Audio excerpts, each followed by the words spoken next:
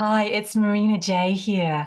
How are you doing today? I want to talk to you today about the biggest red flags that I see when somebody is narcissistic. And these are the three biggest red flags that are usually the most obvious, but the hardest ones for us to reconcile. So the first red flag with a narcissist is, and ask yourself this, are they either blaming me or acting the victim? You know that you are dealing with a narcissist when they are continually, can never say the word, continually blaming you, right? Often they're blaming you for reacting to their abuse. They'll blame you that you're upset. They'll blame you for the way that your tone of your voice, whatever. And then as soon as you hold the truth up to them, they're going to act the victim, right? They're going to act the victim, right? They're going to act the victim as if you are the perpetrator. So that is one of the biggest red flags of narcissistic abuse. If you remember anything else, you just ask yourself and go, wait a minute, are they blaming me or are they acting the victim? And maybe they are wildly swinging between both, right? Oh my God, they're acting the victim and they're blaming me. When you are with somebody who is either acting the victim or blaming you, anytime you want to have a good, reasonable, decent conversation, it makes it impossible to have a relationship with them. And so when you are dealing with somebody who is either acting the victim or they are blaming you, there's nowhere for you to go. You cannot grow this relationship. You cannot make it better. You cannot improve this relationship because they are more committed to blaming you and becoming the victim in this relationship than anything else. So number one, are they blaming you or are they acting the victim? Let me know in the comments below which one it is. Are they more on the victim side or are they more on the blamey side? When you start to really see the patterns that this person is doing it, because they do it very, very regularly, you will start to step out of always being on the back foot with them and being in it with them. And you start to see, here they go again. Look, look, look, look. They've just become the victim. When actually, guess who is the victim? It's actually you. You are actually the victim of their narcissistic abuse. It's actually you. But they're so clever in the way that they manipulate, that they are so good at manipulating that it makes it feel as if actually it's you. It's not you. It's not your fault, right? You're actually the victim. They're the perpetrator. But that's how manipulative narcissistic abuse is. They turn it around as if it's you. You're the perpetrator. And they're just trying to do their best, right? They're just trying to be a good father or a good mother or a good husband or a good wife or a good daughter or a good son, whatever it is, right?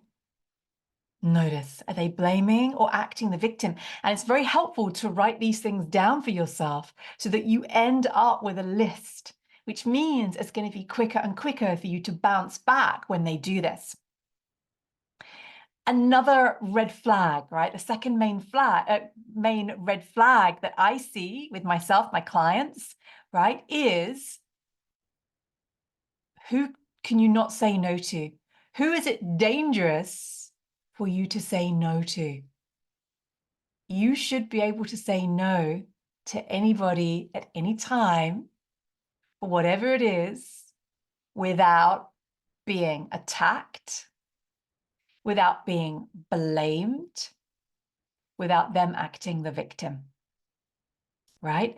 Narcissists want to control you. And so they make it very treacherous and very dangerous for you to say no to. You are allowed to self-differentiate. You're allowed to have different opinions. You're allowed to live your life in a different way. When you are in a healthy relationship, you are allowed to say no and your nervous system doesn't kick up. And that's a huge red flag, right? Is just the thought of you saying no. If immediately your nervous system kicks up and you get really nervous and really worried, that is a red flag. okay? That person, you don't feel safe around them. Now, I'm not talking about as you heal and you start to try out, can I say no to this healthy person? Yeah, you're going to have some old feelings come back again. Not talking about that. I'm talking about the people in your life that you already know are narcissistic. Look at who you cannot say no to. Look at who it is dangerous for you to self-differentiate from, to say no, to say I'm going to do it my way, right? Not saying that, it's very different if you're saying it, it's going to hurt somebody else, but I know that you're not. I know that you are genuinely just saying, no, I want to live my life this way. So that's a second red flag. In a healthy relationship, you'll be able to say no a million times Sunday, right? A million times on Sunday, you'll be able to say no. And guess what? That person, whoever that person is, will be understanding and happy and maybe ask you why, but understand it, and they will grow with you. They won't see it as a threat to their self-worth, their security, their sense of self, and they're not going to blame you for saying no. They're not going to attack you for saying no, right? The third main red flag is, are they self-reflecting? Are they self-reflecting, right? A narcissist doesn't self-reflect. And in the moment, let's say that you have a disagreement or an argument, or you're in a situation, maybe in that moment with a healthy person, right? That person's not self-reflecting at all. They're blaming you and they're angry and they're whatever. But with a healthy relationship, that healthy person will come back to you sometime afterwards, could be 6 months or a year, and they'll say, you know what? I was thinking about what you said, and I realize now I was wrong. I was wrong to fly off the handle, and I was wrong to say the hurtful things that I said, and I'm really sorry. I'm genuinely really sorry. And I want us to really come back together again. And how can we build this relationship? How can I shift things? And they'll talk to you about the stuff that they've been growing and learning. And it's not just going to be words, right? Because their words will match their actions. So have they any self-reflection, right? Are they taking accountability?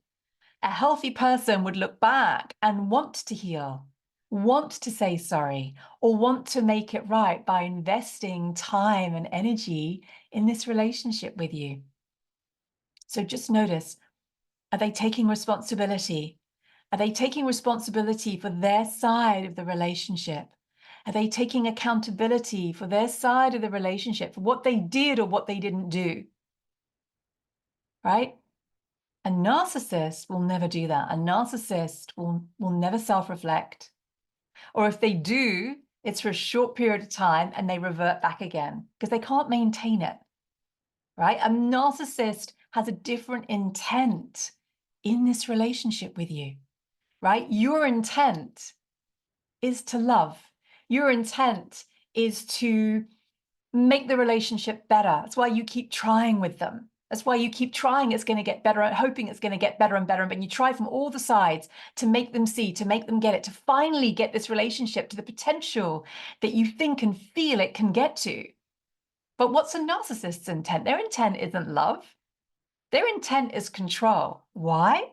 Because they want your energy.